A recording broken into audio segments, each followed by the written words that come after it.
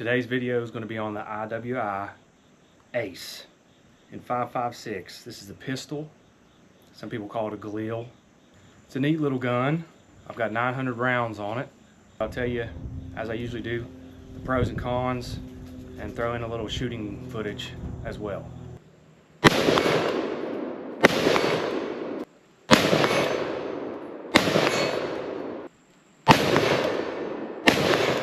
Comes with a standard A2 flash hider as a muzzle device. I've spoken in other videos about this Silencer Co. ASR and how much I enjoy it and how much flash it reduces. So I stuck one on here. When it comes with the flash hider, there's a jam nut that sits behind the flash hider. It's not a crush washer, it's one of those big jam nuts. As you can see, there's a little tiny gap. I don't know if the camera can pick that up, but there's a gap between the end of the threads and the ASR flash hider. It hasn't caused any issues and it works great. This guy is the Silencer Co.'s version of the blast shield. All it does is direct blast more forward. You put it on and it's got this locking system. And you just lock it up, just like all of their suppressors and things like that. See? Locked, unlocked. This device, a lot of the blast is going to be going more forward because you've got an 8.3 inch barrel on here. I know, 5.56, 8.3 inch barrel, pointless.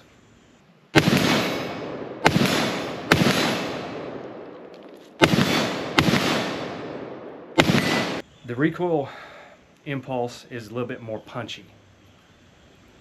But overall, where the gun's so heavy, you don't really notice it, and follow-up shots are still pretty awesome, even with this flash hider, or not flash hider, but blast director, or whatever they call it.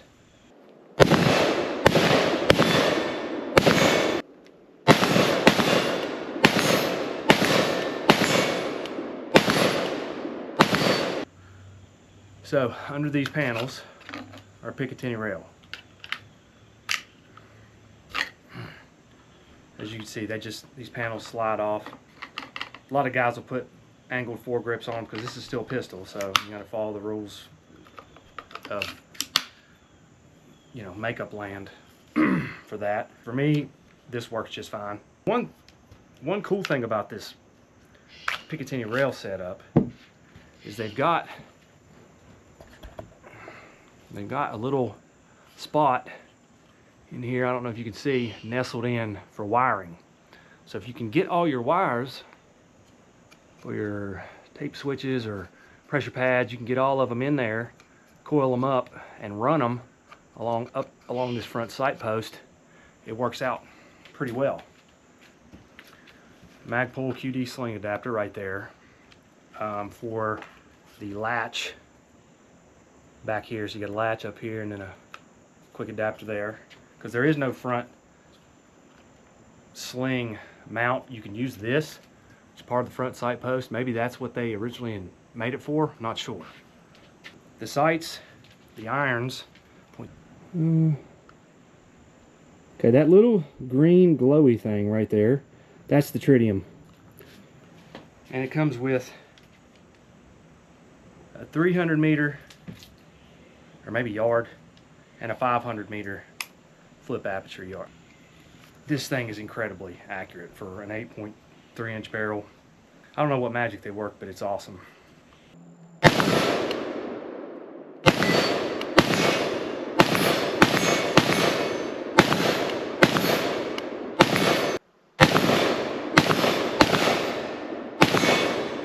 Comes with just a SB tactical brace, and it folds inward like so.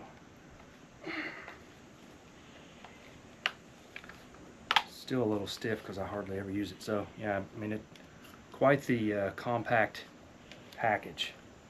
Other than that, I haven't done any upgrades to it besides the muzzle device.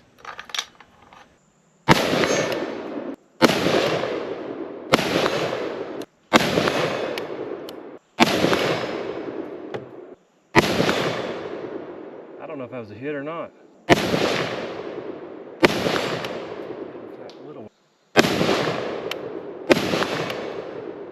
Now, let's see, pros. Very fun to shoot. One of my favorite guns to shoot because it is rather weighty, chunky, thick, whatever you want to say, and it shoots 5.56 or 2.23, and it's the recoil, and it's very easy for fast follow-up shots. One of the easiest guns I have. It's really well done. It's like you see why you pay the price you pay when you get one of these. It's extremely reliable. It's overgassed. It launches shells into the stratosphere. I mean, this and my PTR 91, they just shoot them into the next county. Very reliable. This is the first gen. The second gen has a lot of the upgrades, but to me, the sights are a pro because these sights are awesome. Another pro, the trigger. They're not super heavy like a normal military trigger, but they're not some type of competition trigger either. One of the biggest beefs I have with it is the magazine issue. In the manual, it calls for PMag Gen 3, and it shows you the dimensions back here. It's about, it has all the millimeter measurements and whatnot. So when you start putting other magazines into it where it's so overgassed, this thing is like the magazine killer. I've killed 3 magazines using this gun. And it can cause a whole lot of issues if you don't use the right mags, which sucks, because you want to be able to use all your magazines interchangeably. But with the Gen 3 P mags, and I've even had, no, the Gen 2 I take back, it did kill a Gen 2, but that Gen 2 was already on its way out. It just coup de grace, finished it off. But yeah, back around here, where the bolt comes up over the magazine, around the feed lip area, this is where you run into problems. It'll just take chips out of them.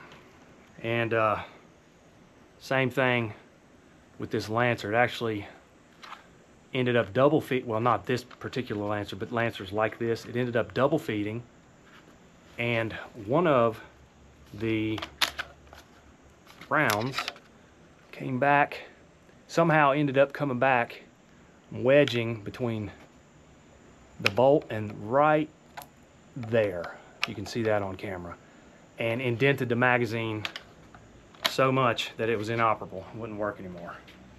So yeah, I guess the overgassing could be an issue, but there are some people that get adjustable pistons and they calm them down a little bit depending on what you're running. But as far as Wolf 223, Tula 223, and all the way up to like Brass 62 grain 5.56, it doesn't have any problems.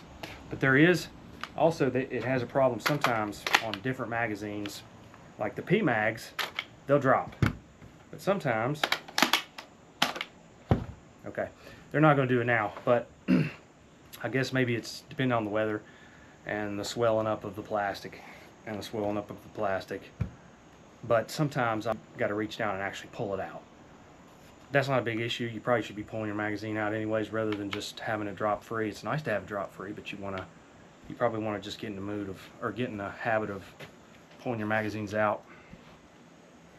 One little thing is that people don't mention is this little storage in the handle. Pop that off. You can store stuff in there. I guess the only other pro, and it's not about this gun, it's just about 5.56 the round. Coming out of an 8.3 inch barrel, you got to ask yourself after a while, how effective is this gun?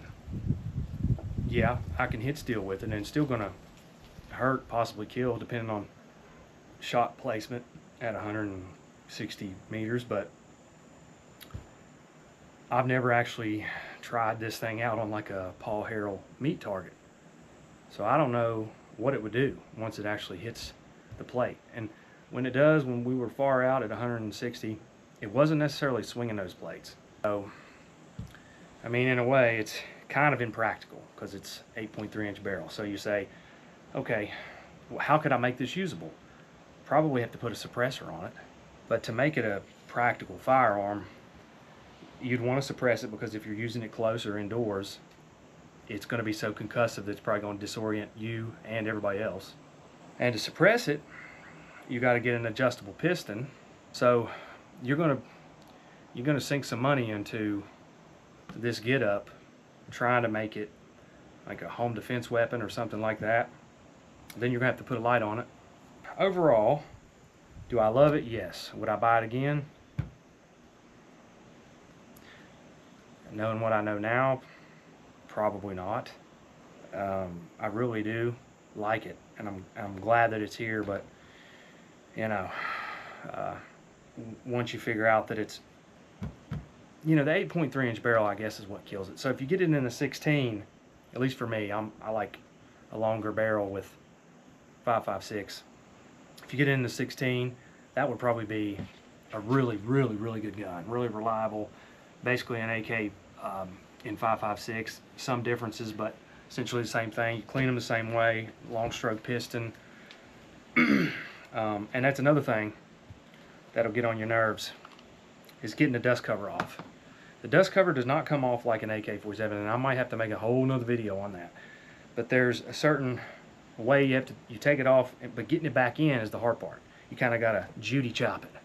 So you're probably hearing the end of this review like, what should I do? He said all these great things about it, but he's also said he'd never probably buy it again. But just like Smokey the Bear says, the choice is up to you.